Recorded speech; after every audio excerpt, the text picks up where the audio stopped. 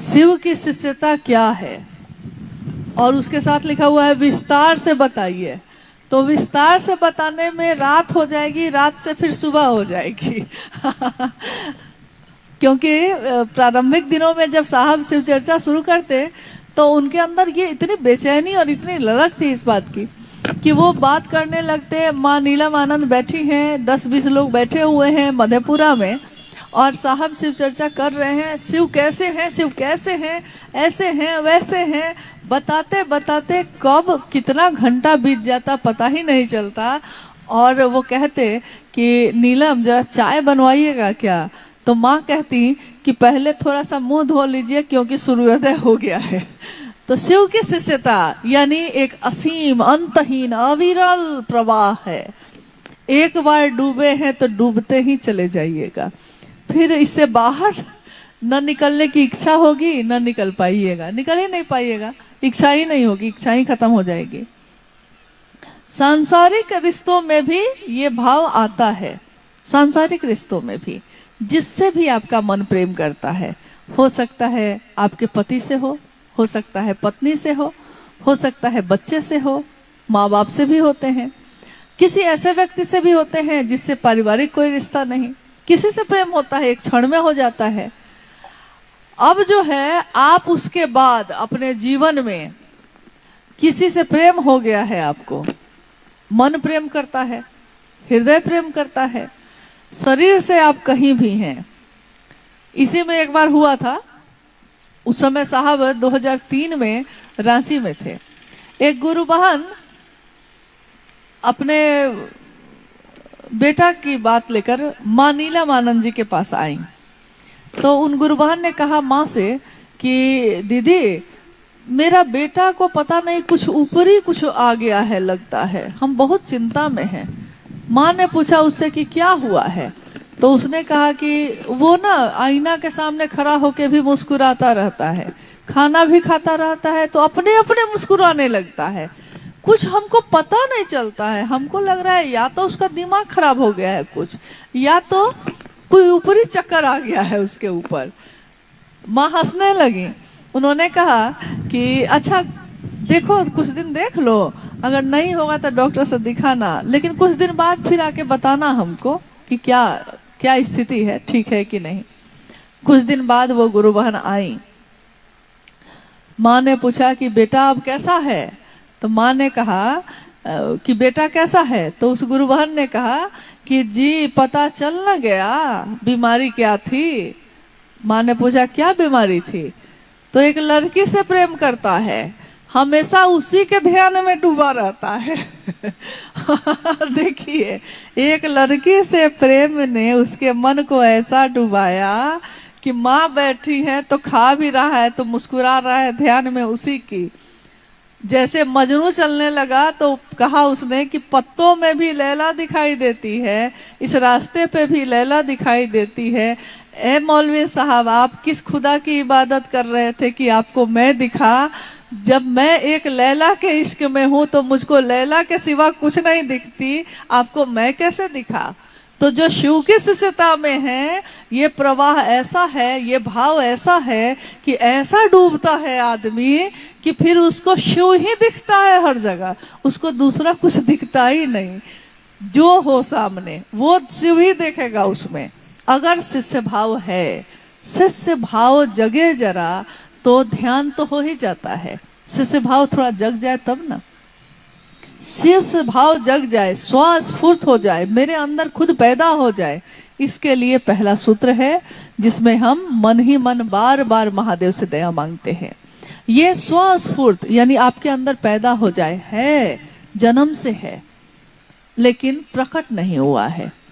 जन्म से ही तो सारे भाव है मेरे मन में, तभी तो जब हम बच्चा पैदा होता है उसके मन में अपने पिता को देख के पुत्र भाव पैदा हो जाता है, माँ को देख के पुत्र का भाव पैदा हो जाता है। बड़ा होता है, पत्नी आती है, पत्नी जब आई नहीं थी तब तक पति भाव सोया हुआ था, पता चला कि इसे विवाह होना है, पति भाव प्रकट हो गया। था तो जन्म से ही, लेकिन जब सामने वो रिश्ता आया तो उसके अंदर सोया हुआ वो भाव प्रकट हो गया। यानी पति का भाव। पता चला है कि माँ बनने वाले हैं, माँ का भाव था तो जन्म से ही था, सोया हुआ था।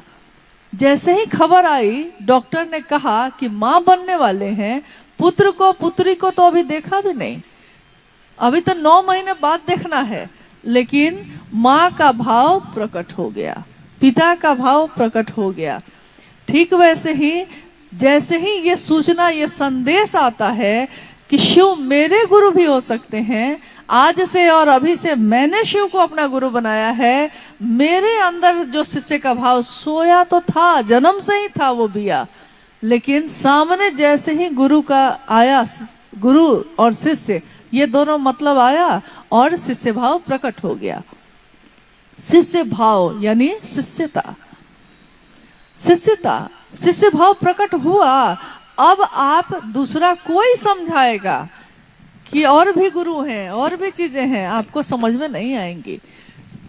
किसने कितना समझाया मजनू को, किसने कितना समझाया सिरी फरहाद को, मंसूर को, लेकिन चढ़ गया सूली पे, चढ़ के सूली पे मंसूर बोला इश्क है ये, तमाशा नहीं है। इश्क यानी जिससे हो गया उससे हो गया, वो महादेव से हो गया, गुरु से हो गया तो हो गया। अब इसमें कोई कुछ भी समझाएगा, थोड़े ही कुछ बदलने वाला है। तो शिष्यता, शिव की शिष्यता एक अविरल यानी एक ऐसा है जो लगातार निरंतरता में बहता रहता है, एक प्रवाह है जो खत्म ही नहीं होता है। असीम में मिलिएगा तो असीम ही होइएगा, अनंत में मिलिएगा तो अनंत ही होइएगा। हमारी गणना है, हम 1 लाख 2 लाख 10 लाख महाअरब महाखरब तक गिन सकते हैं, लेकिन उसके बाद हमारी गिनती खत्म हो जाती है। और जहां इंसान की गिनती खत्म हो जाती है, वहां से ना महादेव की गिनती शुरू होती है।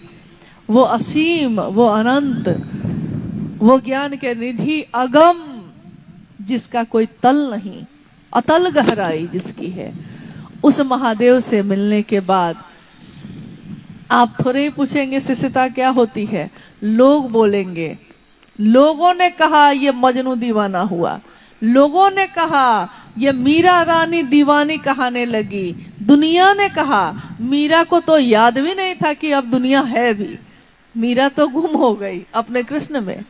तो जो जिसमें डूबता है, जिसके अंदर जिसका भाव आ जाता है, फिर दुनिया उसके लक्षण को देख के कहती है।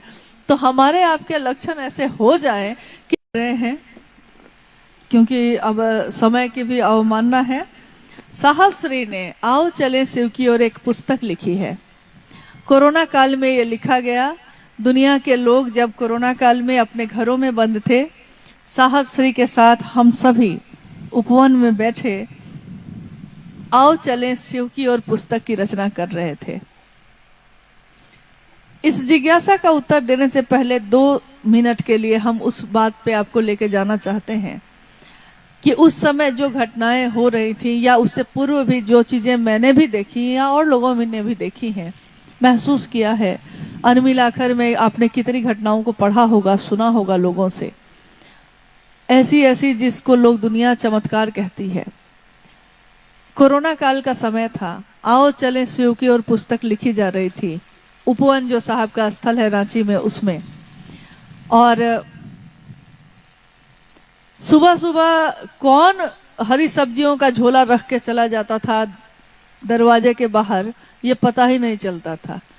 जब सारी दुकानें बंद थी, महादेव की असीम दया से और साहब के सानिध्य से हम लोग को हरी सब्जियां उपलब्ध हो रही थी। और साहब वहाँ पैसा रखवा देते थे कि भाई पैसा रखवा दो, बिना पैसे के तो मैं किसी से कुछ नहीं ले सकता। खैर, एक तरफ तो ये हो रहा था, एक तरफ किताब लिखी जा रही थी, साहब बोल रहे थे, कोई लिख रहा था, और एक प्रिंटर था रखा हुआ। कंप्यूटर और प्रिंटर होता है ना, प्रिंट जिससे करते हैं हम लोग कागज को, प्रिंटर था रखा हुआ।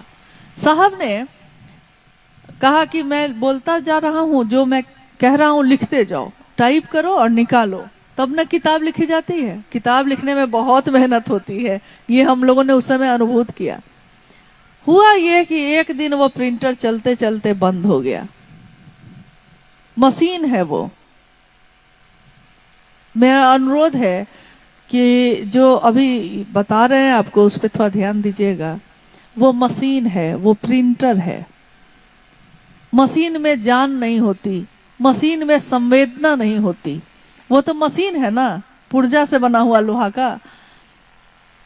बंद हो गई, प्रिंटर काम करना बंद कर दिया। सब लोग परेशान होकर उसको ठीक करने की कोशिश किए, नहीं ठीक हो पाया। साहब जो सामने सोफा पे बैठे थे और सामने टेबल पे, छोटे टेबल पे प्रिंटर रखा हुआ था, साहब ने उस प्रिंटर की तरफ देखते हुए गहरी सोच में चुपचाप देख रहे हैं, काम बंद हो गया। एक ही प्रिंटर था, काम बंद हो गया, बाहर जा नहीं सकते थे। साहब ने उसको देखते हुए कहा, यार तुमने भी साथ छोड़ दिया मशीन को, प्रिंटर को। सच्चाई है कि हम लोग हंसने लगे कि प्रिंटर को कह रहे हैं। सारे लोग कहने लगे साहब प्रिंटर को कह रहे हैं। और साहब ने क्या कहा उसको, यार तुमने भी साथ छोड़ दिया। कुछ देर के बाद साहब ने कहा कि गौतम जरा इसको फिर से बना के देखो तो। और फिर से उस प्रिंटर पे जब कागज लगाया गया तो वो प्रिंटर तब से चल ही रहा है, अभी तक दोबारा बनाने की जरूरत नहीं पड़ी। मुझको लगा उस समय, और आज भी लगता है, हर समय ये लगता है कि कभी ऐसा हुआ कि दरभंगा में मच्छर आया तो मच्छर वाली घटना हो गई। कभी कश्मीर साहब गए तो वहाँ खटमल था, वो उनकी बात सुन के चला गया। कभी ये प्रिंटर जो बंद था ठीक ही नहीं हुआ, और साहब ने कहा वो चलने लगा। जब एक मशीन पे, एक मच्छर, एक खटमल जैसे चीजों पे, एक सांड पे, एक बैल पे, एक जानवर पे भी साहब श्री हरिनानंद जी की बात का ये असर है, तो हम शिव से जो हैं, हम इंसान हैं, जीवित हैं, संवेदना है हमारे अंदर, दिल है हमारे अंदर, हम पे साहब की वो मुहर, वो छाप क्यों नहीं पड़ी कि हमको शिव के सिवा कुछ भी याद नहीं आए? ऐसा हम लोगों के साथ क्यों नहीं हुआ?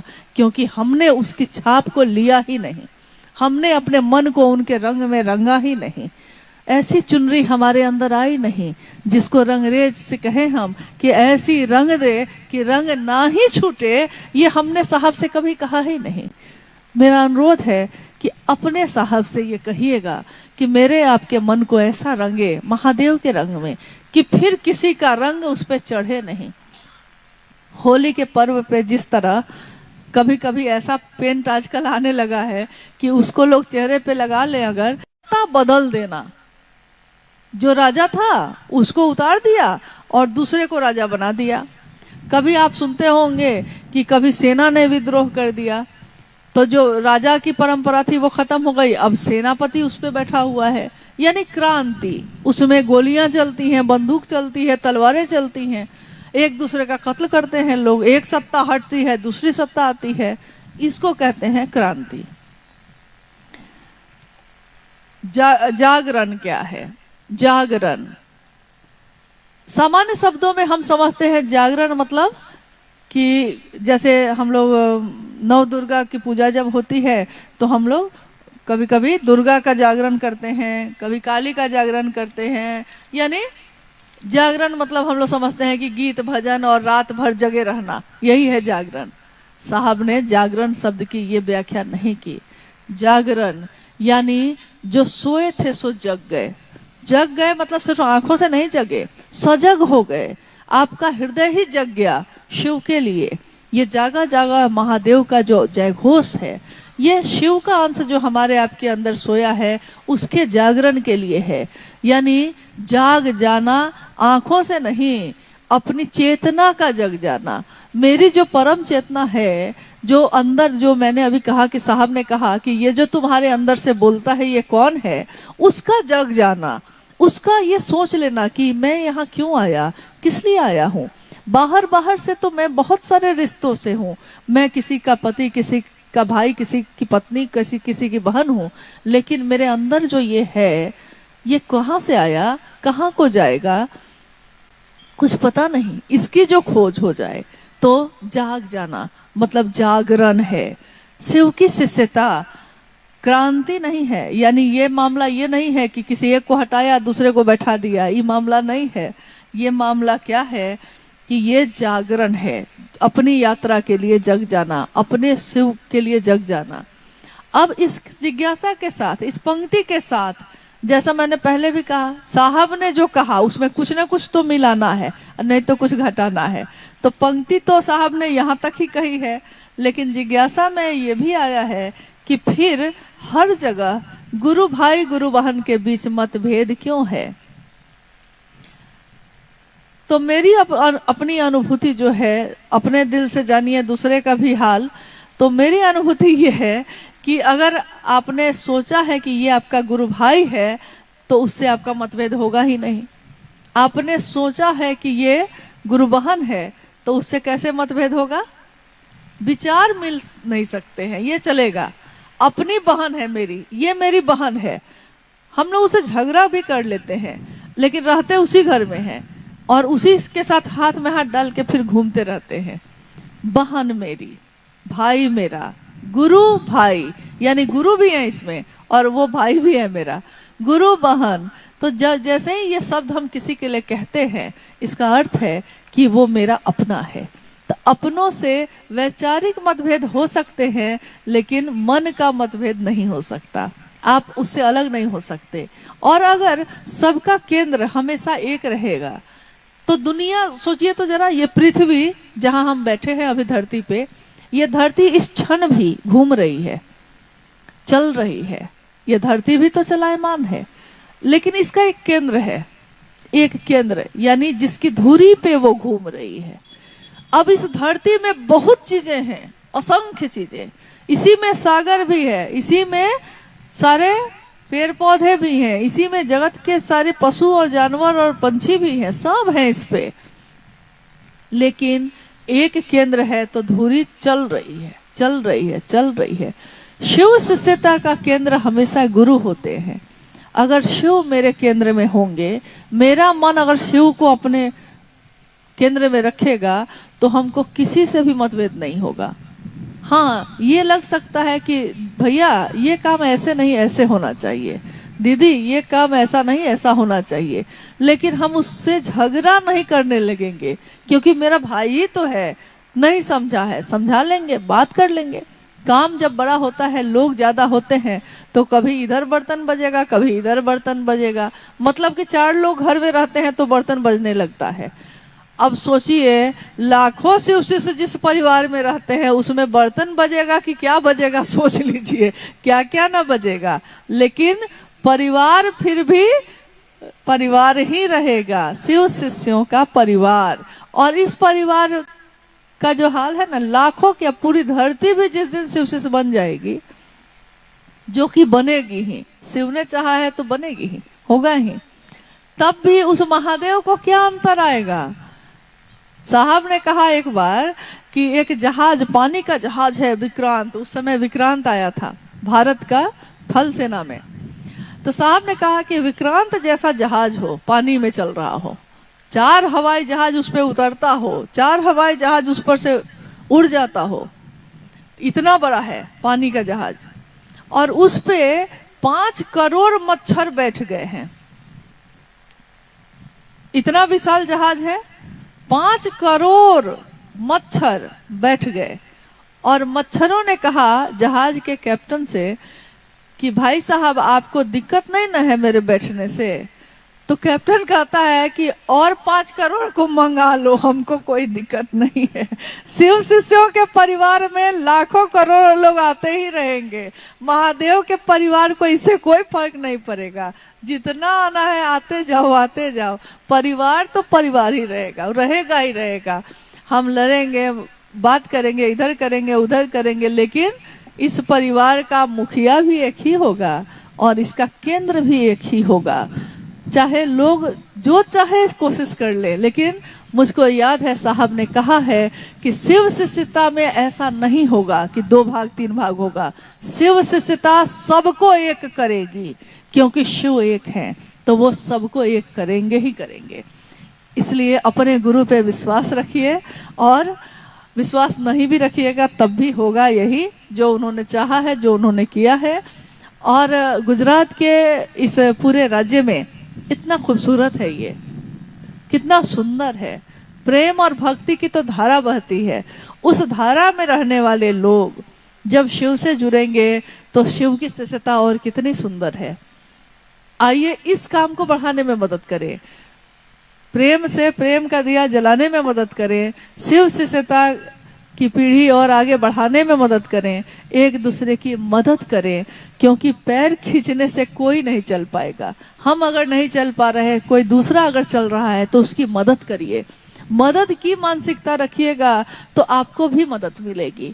लेकिन पैर खींचने की मानसिकता रहिएगा तो याद रखिए, आप एक का खींचेगा, आपका दो खींचेगा। इसलिए इस रास्ते से नहीं चल के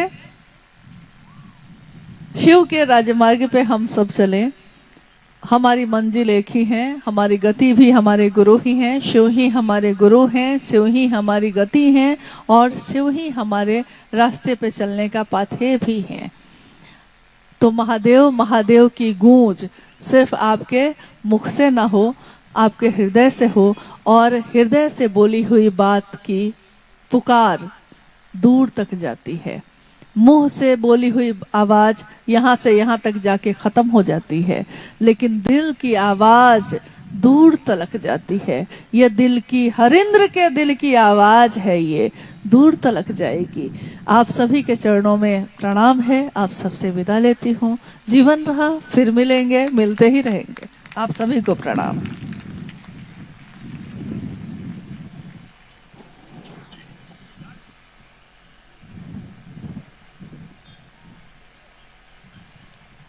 दीदी आप लोग बैठे रहिए, दीदी बैठे रहिए, आप लोग बैठिए।